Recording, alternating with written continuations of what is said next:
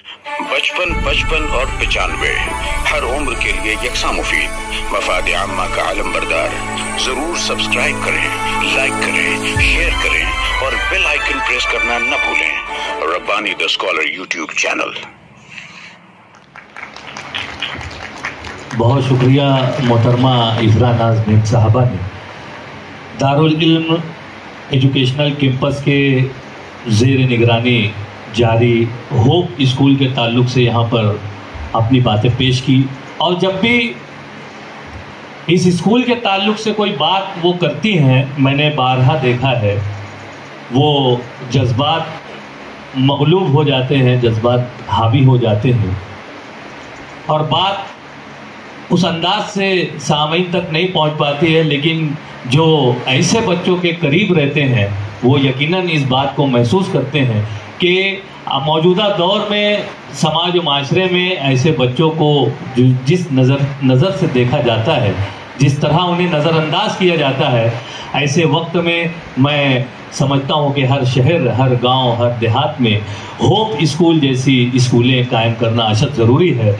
मैं अपनी जानिब से ही नहीं बल्कि पूरे शहर की जानिब से मोहतरम मिस्टर हुज़ैफ़ा हुदाई साहब को मुबारकबाद पेश करूंगा कि उन्होंने इस जानिब जो है वो पूरी तवज्जो दी, पूरा ध्यान दिया, और न सिर्फ ध्यान दिया बल्कि अमली इक़दामात करके आज आप अपनी खुली आंखों से देख सकते हैं कि किस तरह से जहां दारुल इल्म एजुकेशनल कैंपस में असरी तालीम दी जा रही है, इंग्लिश मीडियम स्कूल बेहतरीन अंदाज से जारी है, वहीं पर इस तरह के जो कुंद जहन और माजूर बच्चे हैं उनकी देखभाल का और उनकी तालीम और तरबियत का काम भी किया जा रहा है। और उसी के साथ साथ 2 रोज़ा प्रोग्राम आप तमाम हाजरीन जानते हैं कि यहाँ मालेगांव शहर में उर्दू घर में तकरीबन 2 रोज़ से ये प्रोग्राम जारी है, जो मुख्तलिफ उन्वानात पर था, जिसमें सबसे पहला तो यहाँ टीचर्स ओरिएंटेशन वर्कशॉप किया गया, उसके बाद तसव्वुरे मुअल्लिम और कार मुअल्लिम पर गुफ्तगू की गई, उसके अलावा अजलास वालिदैन के उन्वान से वालिदैन से गुफ्तगू की गई, और आज आप यहाँ पर मौजूद हैं कुरानी वर्कशॉप में। इस तरह से एक ज़बरदस्त काम, एक छोटा, जिसे हम कहेंगे एक छोटा सा अदारा जो कि अपनी अव्वलीन मंजिलों पर है, अव्वलीन पायदान पर है, लेकिन एक बड़ा अज़्म लिए हुए, एक बड़ा काज लिए हुए, एक बड़ा मकसद लिए हुए, एक बड़े लेवल पे वो अपने काम को अंजाम देते हुए आज आप देख रहे हैं कि कर्नाटक शहर से यहाँ पर गेस्ट लेक्चरर के तौर पे मोहतरम मोहम्मद अब्दुल्ला जावेद साहब तकरीबन 2 रोज़ से यहाँ पर क़याम पजीर हैं और मुख्तलिफ उन्वानात पर आप गुफ्तगू कर रहे हैं। आइए हम इस प्रोग्राम को मज़ीद आगे की जानिब ले चलते हैं। और शायर ने कहा है कि अपना तो काम है कि जलाते चले चिराग, अपना तो काम है कि जलाते चलें चिराग, रस्ते में खा दोस्त या दुश्मन का घर मिले। ये अपना काम कर रहे हैं और ना सताइश की तमन्ना, ना सिले की परवाह के मिज़दाक, ये रवा दवा है। आइए हम हमारे मुअज़्ज़ज़ मेहमानान का इस्तकबाल गुलदस्ता देकर करते हैं। सबसे पहले मैं गुजारिश करूँगा मोहतरम मिस्टर हुज़ैफ़ा हुदाई साहब से कि आप हमारे आज की इस तकरीब के सदर मोहतरम मौलाना नईमुज़्ज़फ़र मिल्ली साहब की खिदमत में गुलदस्ता पेश करके आपका इस्तकबाल करें। हमारे मुअज़्ज़ज़ मेहमानान बिल्कुल भी तारुफ की मोहताज शख्सियात नहीं हैं। एक अरसे से वो शहर अजीज़ में अपने कारहाय नुमाया से अपनी एक मुनफरिद शनाख्त बनाकर काम कर रहे हैं। जामा मस्जिद की नायब इमामत के ओहदे पर फायज हैं मौलाना नईमुज़्ज़फ़र मिल्ली साहब, हम आपका शुक्रिया अदा करते हैं। मोहम्मद अब्दुल्ला जावेद साहब, जिनका तारुफ दावतनामे में बिल्कुल एकदम नुमाया तौर पर दर्ज है, मैं गुजारिश करता हूँ कि मिस्टर हुज़ैफ़ा हुदाई साहब आपका इस्तकबाल करें। मैं ज़ोरदार तालियों का ख्वाह हूँ। 2 रोज़ से तकरीबन आप हर शोबे में अपनी एक तजुर्बाती और मुशाहदाती लेक्चर से जो है हमें नवाज रहे हैं। मैं आपका इस्तकबाल करता हूँ। मौलाना फ़िरोज़ अहमद आज़मी साहब यहाँ पर तशरीफ़ रखते हैं, एक बुज़ुर्ग शख्सियत और दीन व मिल्लत के काम में कुल जमाती तंजीम से वाबस्ता रहते हुए अपने काज को आगे बढ़ा रहे हैं। मैं मिस्टर हुज़ैफ़ा हुदाई साहब से गुजारिश करता हूँ कि उनकी खिदमत में गुलदस्ता पेश करके उनका इस्तकबाल करें। मौलाना जैद अय्यूबी साहब यहाँ पर तशरीफ रखते हैं, मैं आपका भी इस्तकबाल करता हूँ। मिस्टर हुज़ैफा हुदाई साहब से गुजारिश करता हूँ कि आप भी जमात से जुड़कर जो काम कर रहे हैं वो लायक सताइश है। उनके बाजू में एजाज सर जो कि अपनी मुनफरिद खुसूसियत के साथ शहर अजीज़ में ही नहीं बल्कि मुज़ाफ़ाती इलाकों में भी जो है दीन का काम कर रहे हैं, मैं आपका भी इस्तकबाल करता हूं। और इस तरफ हमारे सदर मोहतरम के बाएं जानिब तशरीफ़ रखने वाली शख्सियात में मोहतरम अब्दुल अजीम फलाही सर यहाँ पर तशरीफ़ रखते हैं। एक अरसे से आप दर्स व तदरीस से भी वाबस्ता हैं, दीन व मिल्लत के भी कामों में आप अव्वल रहते हैं, मैं आपका भी इस्तकबाल करता हूँ। उनके बाजू में तशरीफ रखने वाली शख्सियत MSE के चेयरमैन मोहतरम मोहम्मद रज़ा सर यहाँ पर तशरीफ रखते हैं। उर्दू ज़बान और अदब पर एक अच्छा खासा उबूर रखने वाली शख्सियत और तालीम और ताल्लुम और दर्स व तदरीस में अपनी बेशबहा खिदमत पेश करने वाली शख्सियत मोहम्मद रज़ा सर का भी हम इस्तकबाल करते हैं। मौलाना खालिद रशीदी साहब यहाँ पर तशरीफ रखते हैं, एक मदरसे से अपनी ज़बरदस्त खिदमत पेश करने में आपका खासा रहा है, मैं आपका भी इस्तकबाल करता हूँ। पिछली नशिस्त पर मौलाना अख्तरुल इस्लाम नदवी साहब यहाँ पर तशरीफ़ रखते हैं जो कि अपनी खिदमत के ताल्लुक़ से अपनी एक मुनफरिद शनाख्त रखते हैं, मैं आपका भी इस्तकबाल करता हूँ। डॉक्टर जावेद अनवर साहब यहाँ पर हमारे मिस्टर हुज़ैफा हुदाई साहब के वालिद गिरामी यहाँ पर तशरीफ़ रखते हैं, मैं आपका भी इस्तकबाल करता हूँ। आपको खुसूसी मुबारकबाद पेश करता हूँ कि आपके साहबजादे ने वो काम कर दिखाया है जो मालेगांव शहर में एक मिसाली नमूने के तौर पर याद रहेगा, लोगों के दिलों में तादेर कायम रहेगा। उनके बाजू में मौलाना शेख अलकमा साहब, आप भी अपने तौर से जो है अपनी फील्ड में अपनी नुमाया मुनफरिद शनाख्त के साथ अपने काम को आगे बढ़ा रहे हैं। डॉक्टर सलमान फारसी साहब जो है वो भी हमारे स्टेज पर जलवा अफरोज हैं, उनकी खिदमत में भी गुलदस्ता पेश किया गया। और भी कई नाम हैं जो हमारे मुअज़्ज़ज़ मेहमानान की लिस्ट में शामिल हैं, लेकिन उनकी खाकसारी देखिए कि वो सामईन में मौजूद हैं। मेरी मुराद है मोहतरम मसूद रमज़ान साहब यहाँ पर मौजूद हैं। मैं हारिस सर से गुजारिश करता हूँ कि उनकी खिदमत में गुलदस्ता पेश करके उनका इस्तकबाल कर दें। और यहाँ पर अगली नशिस्त में शफीक सर भी मौजूद हैं, शफीक फलाही साहब भी मौजूद हैं, मैं उनकी खिदमत में भी चाहूँगा कि गुलदस्ता हारिस सर पेश कर दें। ये हमारे मुअज़्ज़ज़ मेहमानान की लिस्ट में मौजूद हैं और यहाँ पर आज की इस तकरीब में जल्लो अफरोज़ हैं। आइए, चूँकि काफ़ी ताख़ीर हो रही है, मैं यहाँ पर चाहूँगा कि प्रोग्राम को मज़ीद आगे की जानिब रवा दवा किया जाए। और जो हमारे आज के इस प्रोग्राम का जो मेन मकसद था वो कुरानी वर्कशॉप, तो आइए हम चाहेंगे कि कुरानी वर्कशॉप का आगाज़ किया जाए। मैं चाहूँगा कि अगली 2 लाइन जो है वो हमारे मुअज़्ज़ज़ मेहमानान के लिए यहाँ पर रखी गई थी। मैं बहुत ही अदब से गुजारिश करता हूँ मिस्टर हुज़ैफा हुदाई साहब से कि हमारे मुअज़्ज़ज़ मेहमानान को स्टेज से नीचे की जानिब लेकर चलें। और मैं यहाँ पर मोहतरम अब्दुल्ला जावेद साहब से गुजारिश करता हूँ कि आप माइक पर तशरीफ़ लाएं और आज के इस कुरानी वर्कशॉप का आगाज़ करें। यकीनन आपको सुनने के लिए, आपके मलफूजात से फैज़याब होने के लिए यहाँ पर एक जम्मे गफ़ीर मौजूद है। और उर्दू घर मालेगांव शहर का ये अज़ीमुश्शान ऑडिटोरियम आज यहाँ पर ये प्रोग्राम अपनी नौइयत का इंतहाई मुनफरिद, इंतहाई आला और वक्त की ज़रूरत जिसे कहेंगे बामकसद प्रोग्राम के लिए मैं न सिर्फ अपनी जानिब से बल्कि यहाँ पर मौजूद तमाम ही मुअज़्ज़ज़ मेहमानान और सदर तकरीब की जानिब से भी इंतज़ामिया को मुबारकबाद पेश करता हूँ कि यकीनन आपने वक्त की नब्ज़ पर हाथ रखते हुए यहाँ पर गेस्ट लेक्चरार के तौर पर मोहतरम मोहम्मद अब्दुल्ला जावेद साहब को मदऊ किया। आइए, मैं गुजारिश करता हूँ कि अब्दुल्ला जावेद साहब माइक पर तशरीफ़ लाएँ और अपने लेक्चर का आगाज़ करें।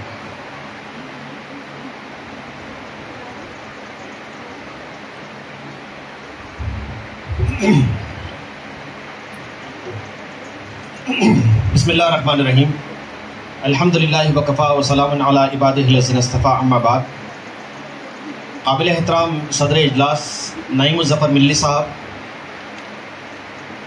दारुल इल्म इंग्लिश मीडियम स्कूल اور اس سے متعلق دیگر انسٹیٹیوشنز کے چیئرمین برادر محترم حذیفہ ہدائی صاحب، علماء کرام، معزز مہمانان، بزرگوں، دوستوں، ماؤں اور بہنوں، یہ ہم سب کے لیے بڑی سعادت کی بات ہے کہ شام کے کچھ لمحات ہم قرآن مجید کے سائے میں گزار رہے ہیں۔ قرآن مجید کی اہمیت و فضیلت اور اس کی برکات سے ہم سب واقف ہیں، اور ہم اچھی طرح جانتے ہیں کہ یہ کتاب ہدایت ہے۔ اس کتاب کا جو اعجاز رہا ہے وہ یہ کہ اس نے معاشروں کو بدل دیا مکمل طور پر۔ اس کتاب کے نزول کا جو مقصد بتایا گیا وہ دھیرے دھیرے تبدیلی والی بات نہیں ہے، بلکہ اطلاق تبدیلی کی بات ہے۔ کتاب انزلناہ الیک لتخرج الناس من الظلمات الی النور، کہ اے نبی محترم صلی اللہ علیہ وسلم، یہ کتاب نازل کی گئی آپ پر تاکہ آپ لوگوں کو اندھیروں سے اجالے کی طرف لائیں۔ تو یہ کتاب جو ہمارے ہاتھوں میں ہے یہ ہم کو اندھیروں سے نکال کر اجالے میں لاتی ہے۔ اس سے جتنا مضبوط تعلق ہوگا، جتنا گہرا تعلق ہوگا، اس سے جتنا گہرا شغف ہوگا، ہماری زندگی بھی اسی طرح کی ہوگی اور اسی طرح کی مثالی ہوگی۔ تو آج کے اس پریزنٹیشن میں آپ کے سامنے جو باتیں پیش کی جائیں گی وہ باتیں یہ ہیں کہ قرآن مجید کے جو تقاضے ہیں ان میں سے ایک تقاضا یہ ہے کہ اس کتاب کو بڑے اچھے انداز سے پڑھا جائے، تلاوت کی جائے، خوش الحانی کے ساتھ تلاوت کی جائے، ٹھہر ٹھہر کر تلاوت کی جائے، اس کو حفظ کیا جائے، اس کی گرامر معلوم کی جائے، اور پر ترجمہ بھی آج کل بڑا معروف ہوتا چلا جا رہا ہے، اس پہ بھی توجہ دی جاتی ہے۔ تو یہ تقاضے کا پہلا حصہ ہے کہ جہاں ہم قرآن کریم کو پڑھتے ہیں اور اس کو سمجھنے کی کوشش کرتے ہیں۔ اس کے بعد کے جو تقاضے ہیں وہ بڑے غیر معمولی ہیں، جن پر قرآن کریم بار بار ہمیں متوجہ کرتا ہے۔ ایک تقاضا ہے غور و فکر کا۔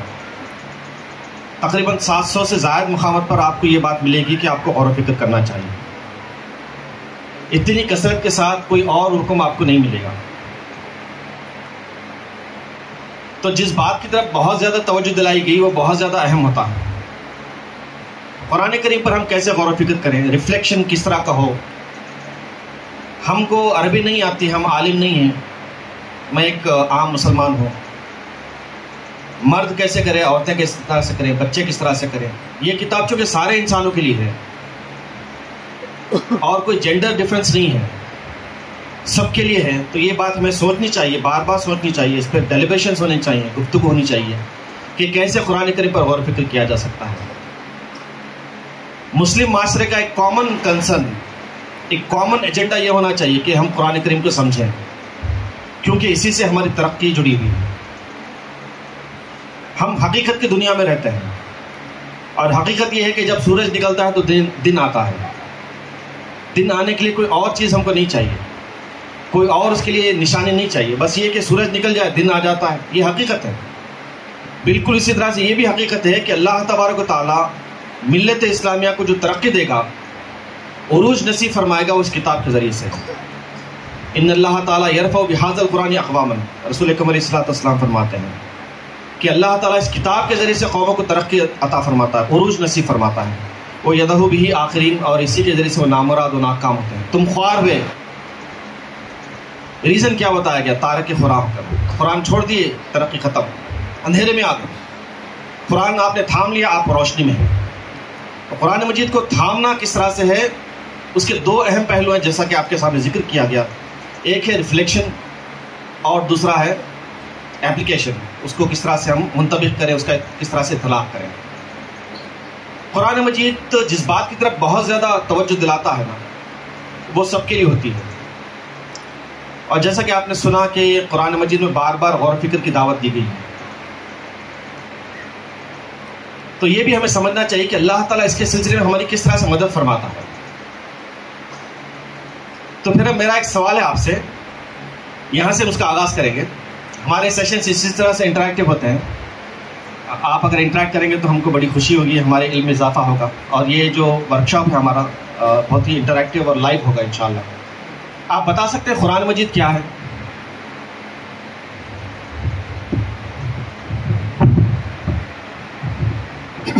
میں نیچے نہیں آ رہا، آپ کو اوپر اٹھانا چاہ رہا ہوں. قرآن مجید کیا ہے؟ کتاب ہدایت ہے.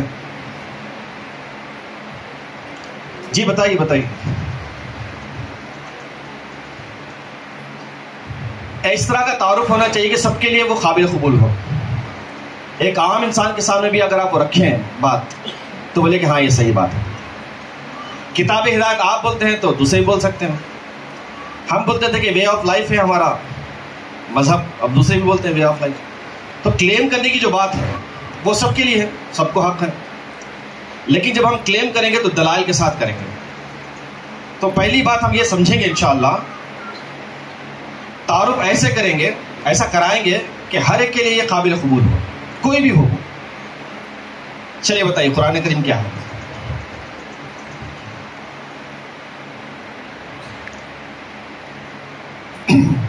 قرآن مجید میں کیا ہے بتائیے آپ. قرآن مجید میں کیا ہے؟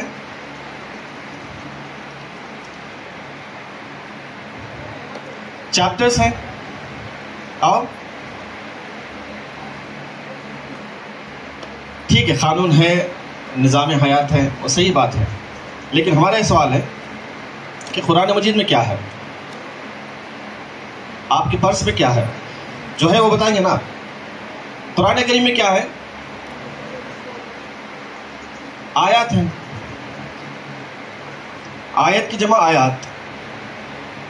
114 جو صورتیں ہیں ان صورتوں میں کچھ آیتیں ہیں منتخب، ہے نا. قرآن کریم میں کیا ہے؟ اگر آپ سے سوال کیا جائے تو آپ بتائیں گے کہ قرآن کریم میں آیات ہیں. رائٹ. آیت کے معنی کیا؟ آیت کے معنی کیا؟ نشانی. نشانی. نشانی کیا کرتی ہے؟ کسی چیز کی طرف آپ کو رہنمائی کرتی ہے. ہم یہاں سے جا رہے ہیں، اورنگ آباد جا رہے ہیں، بامبے جا رہے ہیں، سائن بورڈ جو لگے ہوتے ہیں ہم کو بتاتے ہیں کہ ہماری منزل ابھی کتنی دور ہے. تو سائن جو ہے وہ آپ کی منزل کی طرف لیڈ کرتی ہے. تو یہ جو آیات ہیں وہ کس کی طرف لیڈ کریں گی؟ بالکل بات واضح ہے. جس کی آیات ہے اسی کی طرف لیڈ کریں گی. کس کی آیت ہے یہ؟ اللہ کی آیت ہے. تو جب آپ قرآن پڑھیں گے تو کس سے قریب ہوں گے؟ اللہ سے قریب ہوں گے. قرآن کریم کی تلاوت کیا ہے؟ اللہ سے کلام ہے. آپ اللہ سے کلام کر رہے ہیں، آپ کو اللہ تعالیٰ شرف دے رہا ہے. تو قرآن کریم میں جو آیات ہیں، آیات ہر آیت آپ کو لیڈ کرتی ہے اللہ کی طرف، حق کی طرف، سچائی کی طرف. اب اللہ تبارک تعالیٰ نے کیا کیا؟ ان آیات کو پھیلا دیا. تو آیات آپ کو کہاں کہاں ملتے ہیں؟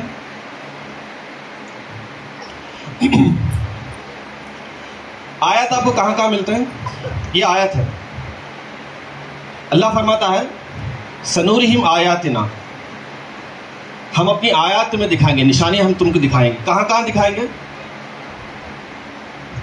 فی الآفاق. اللہ تعالیٰ کیا کہہ رہا ہے کہ ہم اپنی نشانیاں دکھائیں گے. کہاں دکھائیں گے؟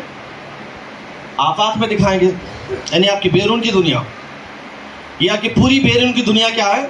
اللہ کی آیات پر مشتمل ہے. ہر چیز اللہ کی آیت ہے. مطلب یہ کہ ہر چیز آپ کو کس کی طرف لیڈ کرے گی؟ اللہ کی طرف لیڈ کرے گی. سورج کو دیکھیں گے تو آپ کس سے قریب ہوں گے؟ چاند کو دیکھیں گے تو کس سے قریب ہوں گے؟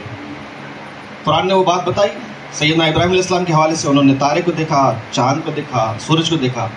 پھر بعد میں انہوں نے ڈکلیریشن دیا کہ میں نے سب سے کٹ کر، یہ سب جو ہے وہ اللہ کی مخلوقات میں سے ہیں، اللہ کی مخلوق ہیں، کریٹڈ بینگس ہیں. میں نے ان سب سے کٹ کر کس کی طرف اپنا چہرہ کر لیا ہے؟ اس کی طرف جو ان سب کا پیدا کرنے والا ہے. تو وہ نا وہ چیزیں لیڈ کرتی ہیں حق کی طرف، رہنمائی کی طرف. تو اللہ تعالیٰ فرماتا ہے کہ ہم اپنی آیات دکھائیں گے تم کو. کہاں کہاں دکھائیں گے؟ ایک تو آفاق ہے، پھر دوسرا کیا ہے؟ انفس، آپ کی اندرون کی دنیا. تو مطلب یہ ہے کہ انسانی زندگی اللہ کی آیات سے گھری ہوئی ہے، وہ چاہے مسلمان ہو کہ نہ ہو. انسان اگر دنیا میں ہے تو اللہ کی آیات کے سائے میں ہے. You are under surveillance. divine surveillance. हुआ माअकुम ऐना कुंतुम वहुवा अलीमुम बिज़ाति सुदूर. कई आयतें हैं जो बताती हैं कि अल्लाह तबारक तआला क्या है. ठीक है, अल्लाह तबारक तआला की आयत कहाँ है बताइए. अल्लाह ताला की आयत कहाँ है बताइए.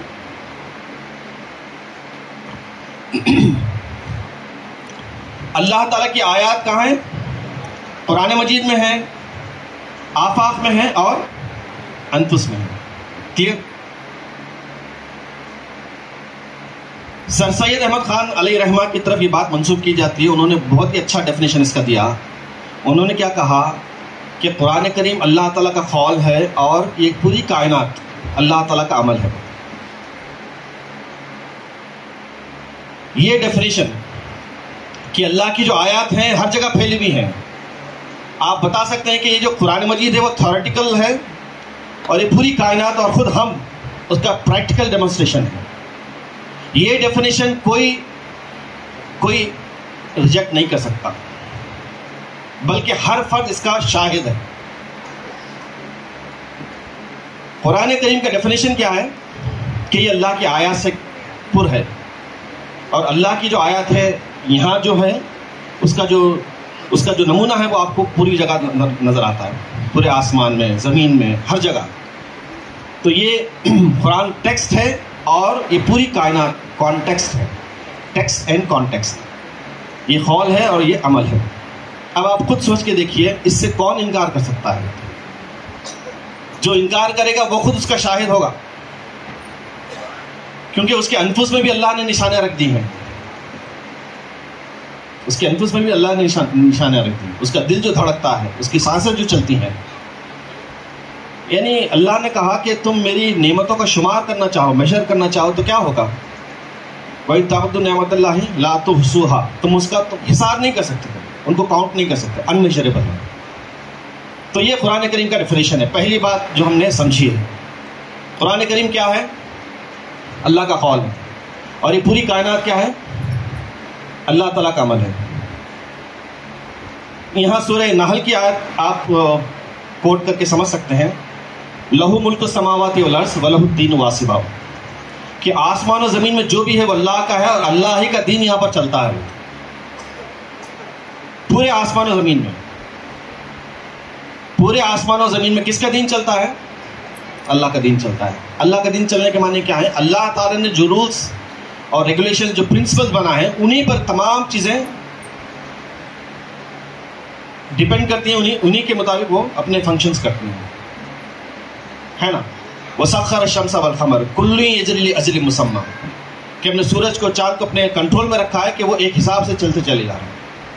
उनका कोई जोर नहीं है, वो ताबे हैं किसके? अपने खालिक के. कितना अच्छा उसका डेफिनेशन है. देखिए आप, कुरान करीम उसका जिक्र फरमाता है. तो किताब हिदायत से मुराद ये है कि इसके दो हिस्से हैं. एक हिस्सा ये है कि पूरी कायनात खुद हमारा अनफुस उसका इजहार करता है. दूसरा हिस्सा ये कि इंसान उसका डिपिक्शन करे, उसको पोर्ट्रे करे, उसको रिफ्लेक्ट करे. अब अल्लाह ताला जब ये कहता है कि अकीमिस सलात, पहाड़, जंगल, ये सूरज, चांद, सितारे नहीं करेंगे, ये किसको करना होगा? इंसान को करना होगा. अदल व इंसाफ कौन कायम करेंगे? माशरे को मिसाली कौन बनाएंगे? हज कौन जाएंगे? ज़कात कौन देंगे? वो लोग देंगे जो इस पर ईमान रखते हैं. तो बस यही दो चीज़ें हैं कुरान करीम में. एक है निशानियाँ और दूसरी वो चीज़ें जिन पर क्या आपको अमल करना है. अकीमिस सलात जब अल्लाह ताला कहता है तो नमाज कायम करना चाहिए. तो ज़कात जब कहता है तो ज़कात देना चाहिए. खुलू लिन्नासी हुस्ना कहता है तो हमें लोगों से अच्छी बात करनी चाहिए. वला यख्तब बाज़ुकुम बाज़ा जब कहता है तो हमें एक दूसरे की ग़ीबत से बचना चाहिए. तो बस यही कुरान मजीद है. तो कुरान मजीद पर अमल आपके रिफ्लेक्शन से ताल्लुक़ रखता है. जितना ज़्यादा आप गौर फिक्र करेंगे, अमल का उतना ही जज्बा आपके अंदर पैदा होगा. ये ख़ास बात है. इसीलिए अल्लाह ताला ने पूरी कायनात बनाई आपकी आंखों के लिए, आपकी आंखों के लिए.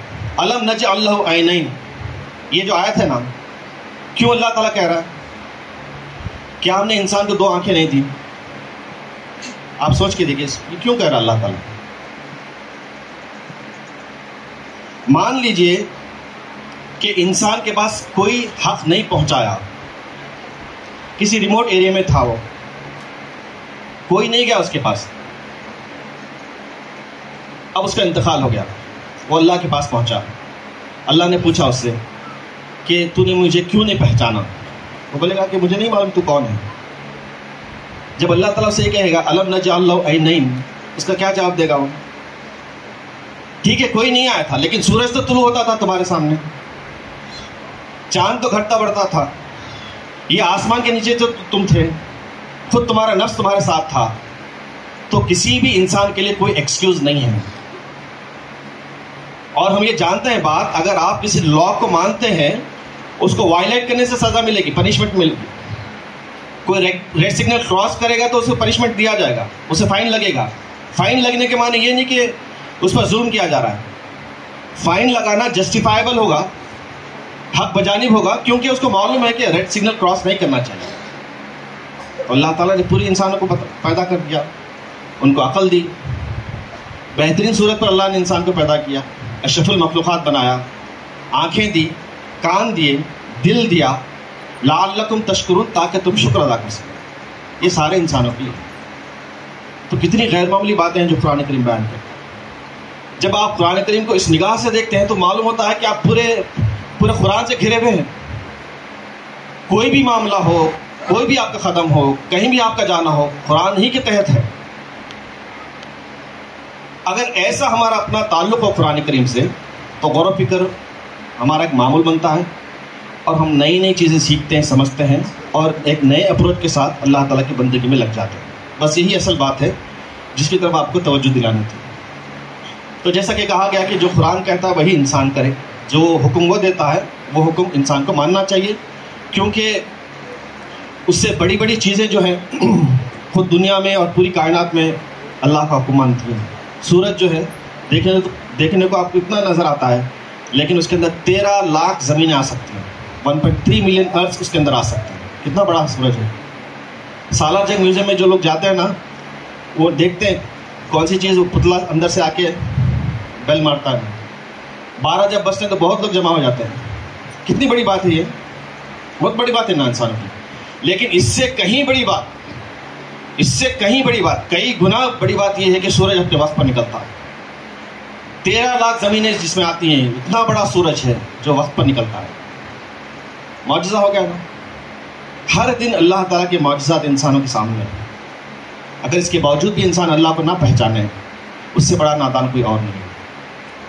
قرآن کریم یہی ہم کو متوجہ کرتا ہے, اسی طرف متوجہ کرتا ہے. بھی آپ دیکھو کیسے دیکھیں گے, کیسے سمجھیں گے, اس پر انشاءاللہ ہم کچھ باتیں پریکٹیکلی آپ کے سامنے رکھتے ہیں. آگے بڑھنے سے پہلے قرآن کریم کی فضیلت پر تھوڑی سی ہم گفتگو کریں, تاکہ ہمارا ذہن اس کے لیے آمادہ ہو, اس کاز کے لیے جس کا آپ کے سامنے ذکر کیا گیا. قرآن کریم کی فضیلت کیا ہے, پڑھنے سے کیا ہوتا ہے, معلوم نہ آپ لوگ. پہلی بات تو یہ ہے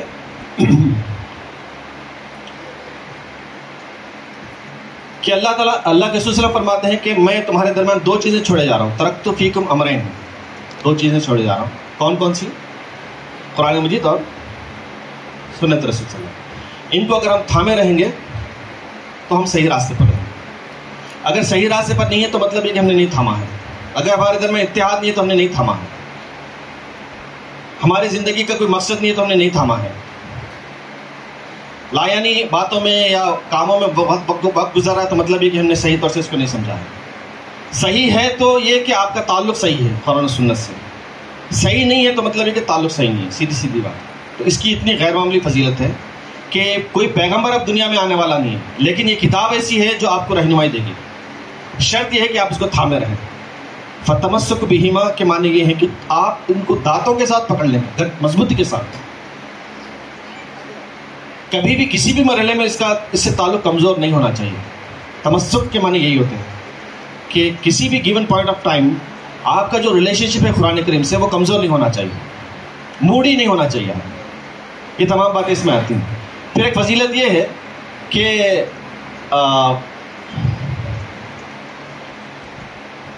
تمہیں سب سے اچھے وہ ہیں خیرکم من تعلم القرآن وعلمہ.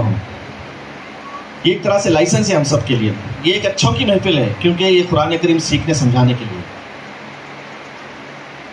یہ محفل اچھی ہے اللہ کے رسول صلی اللہ علیہ وسلم فرماتے ہیں کیونکہ ہم قرآن کریم کو سیکھ رہے ہیں اور سکھا رہے ہیں. اس لیے قرآن کریم کی تعلیمات کے سلسلے میں جب ہم بیٹھتے ہیں تو انٹریکشن ہونا چاہیے, سیکھنا بھی چاہیے, سکھانا بھی چاہیے. اس میں کوئی معلم نہیں ہوتا ہے. معلم اگر ہوتا تو یہ بات نہیں آتی. معلم طالب علم ہوتا ہے اور طالب علم معلم ہوتا ہے. آپ دیتے بھی ہیں لیتے بھی ہیں, میں دیتا بھی ہوں لیتا بھی ہوں. خیرکم من تعلم القرآن وعلمہ. تو میں سب سے اچھے وہ ہیں جو قرآن کریم سیکھتے اور سکھاتے ہیں. کیوں؟ کیونکہ اسی سے ہماری زندگی ہے نا, اسی سے ہماری آخرت ہے. اگر یہ ہمارے درمیان کا ایک کامن ایجنڈا نہ رہے مطلب ہم اچھے نہیں ہیں. جتنی پابندی کے ساتھ ہمارے ہاں مشاعرے ہوتے ہیں اتنی ہی پابندی کے ساتھ, بلکہ اس سے بڑھ کر یہ ہونا چاہیے کہ قرآن کی محفلیں سج جائیں. جگہ جگہ مالیگاؤں شہر میں قرآن کی محفلیں سجیں. ماشاءاللہ کئی علماء کرام آپ کے درمیان ہیں, ان کی نگرانی میں آپ بیٹھیں, گفتگو کریں, سمجھیں. ایک صورت لیں, آپ دیکھ سکتے ہیں کہ کئی غیر معمولی تبدیلی آتی ہے. جیسے کہ حدیث بتائی گئی آپ کو کہ اللہ تعالیٰ نے یہ بات لکھ دی ہے کہ آپ کی اگر ترقی ہوگی تو اس کتاب کی وجہ سے, ناکامی ہوگی تو اس کتاب کی وجہ سے. ظاہر بات ہے ہم سربلندی چاہتے ہیں, ہم دنیا کی امامت چاہتے ہیں, تو ہمارا تعلق قرآن کریم سے مضبوط اور گہرا ہونا چاہیے. ایک اور اہم بات جو آپ سمجھ سکتے ہیں وہ یہ ہے کہ قرآن کریم جو ہدایت دیتی ہے نا, رہنمائی دیتی ہے نا, اس میں سب سے پہلے وہ آپ کو اپنا بناتی ہے. یہ بہت خاص پہلو جو قرآن کریم بیان کرتا ہے. یہ آپ کی کتاب ہے, جو پڑھے گا یہ کتاب اس کی ہو جائے گی.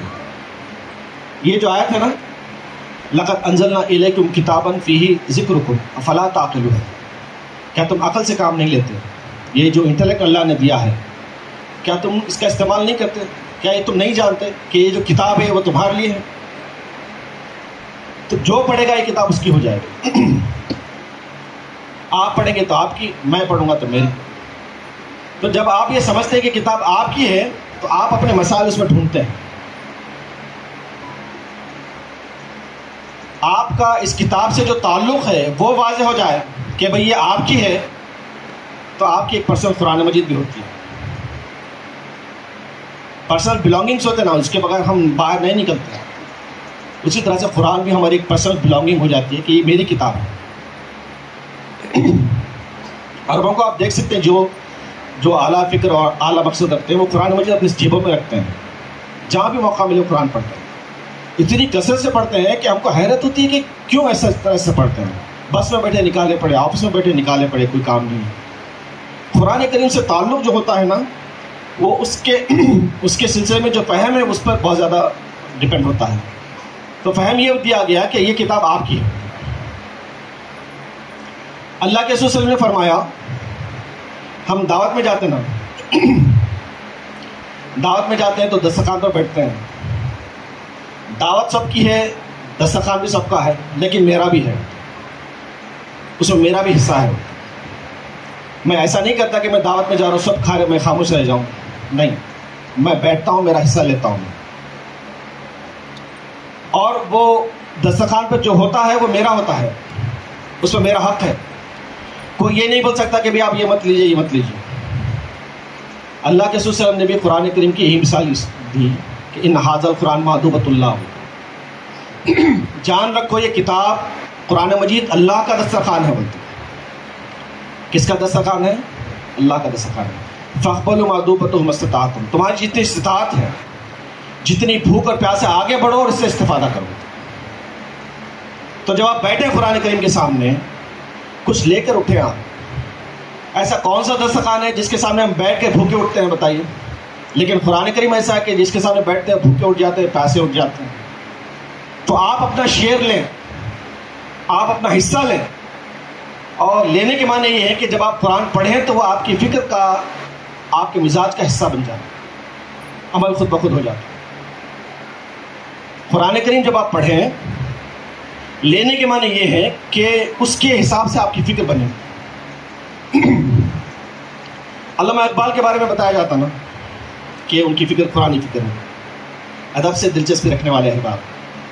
مجھے ایسا لگا کہ قرآن کریم کی ایک آیت ہے، اس آیت کے فہم نے علامہ اقبال کو وہ شعر کہنے پر مجبور کیا، ایسا لگتا ہے مجھے۔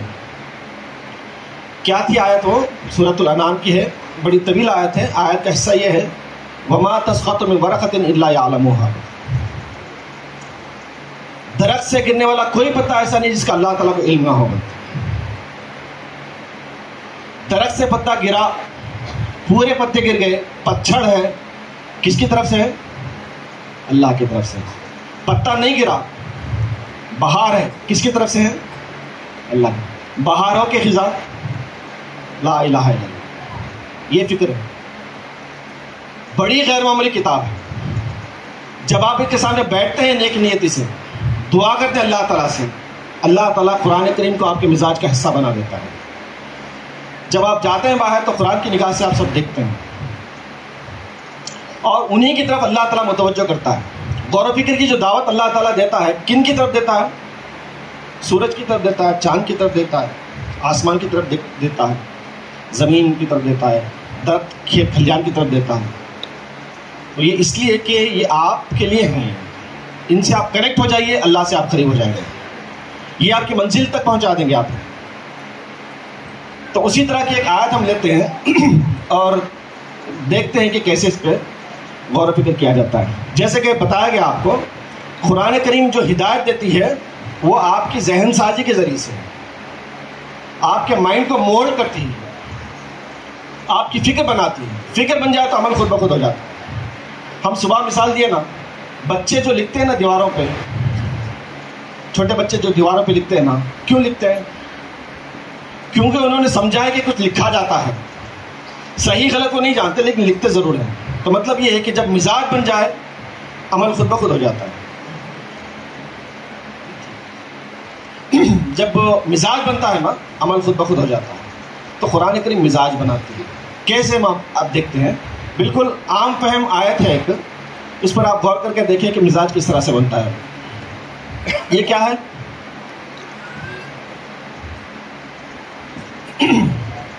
اگر یہ سوال کیا جائے کہ کن کن لوگوں نے اس کو دیکھا ہے تو آپ کا کیا خیال ہے، کتنے ہاتھ اٹھیں گے؟ لیکن صحیح معنوں میں ہم نے نہیں دیکھا ہے وہ۔ آیت میں بتاؤں آپ کو، 55 اور 95 ہر عمر کے لیے یکساں مفید، مفاد عامہ کا عالم بردار۔ ضرور سبسکرائب کریں، لائک کریں، شیئر کریں اور بیل آئیکن پریس کرنا نہ بھولیں۔ ربانی دی اسکالر یوٹیوب چینل۔ ربانی دی اسکالر یوٹیوب چینل علمی، ادبی، دینی، ملی، سماجی، ثقافتی، تہذیبی، فلاحی، طبی، فنی، معاشی، تجارتی، معاشرتی، انتظامی، انقلابی، تحریکی، تحقیقی، تکنیکی، تفتیشی، تعمیری، تعلیمی و معلوماتی یوٹیوب چینل۔ ضرور سبسکرائب کریں، لائک کریں، شیئر کریں اور بیل آئیکن پریس کریں۔ ربانی دی اسکالر یوٹیوب چینل۔